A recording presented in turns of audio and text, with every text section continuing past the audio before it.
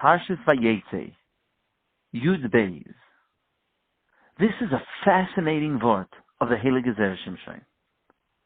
And it's so simple and pshat. Listen to this.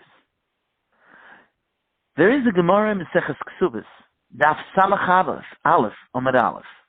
The Gemara tells us that if a woman gets married and she brings in a maid, she's wealthy enough that she has her own maid, and she brings her maid along with her. And then she tells her husband, now that I have a maid, so all the things that I'm supposed to do as a wife, I now have to do nothing because as a maid, she's going to do it all. The Gemara says no. Her husband can tell her. A maid, just as a woman, a wife, whatever she does, she can do for two people.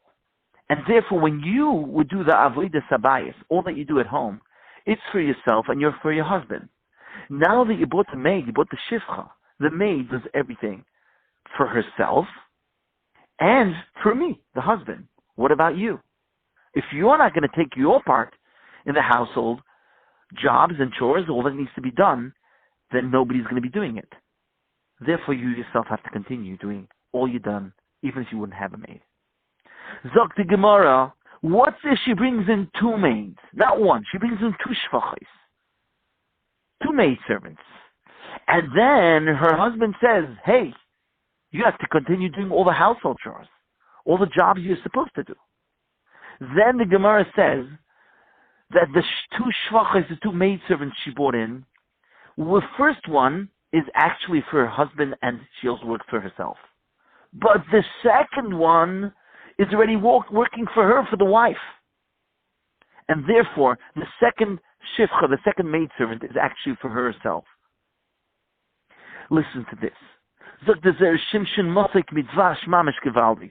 In this week's Pasha, check it up. The Torah tells us Lavan had two daughters.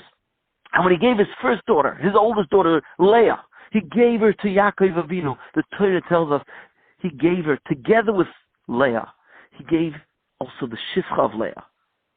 And there in the pasuk it says, Vayeitzei Lavan la ezilpa shifchasai, leleah bitoi shifcha.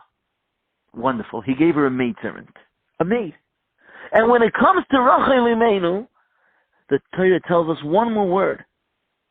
That he gave her bilha shifchasai, la, for her, la shifcha.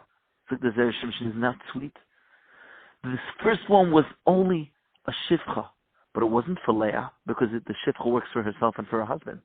But the second one, Givaldig, the second one, when Leah came, when Rachel Imenu came, there was already a maid over there at home, because Zilpah was there already. So the second one was La. It was for Rachel herself. She should have a maidservant to help her along. And that's the lashon of the Torah. Each word, each letter has such amazing mashmuas in the Torah. La, it was for her.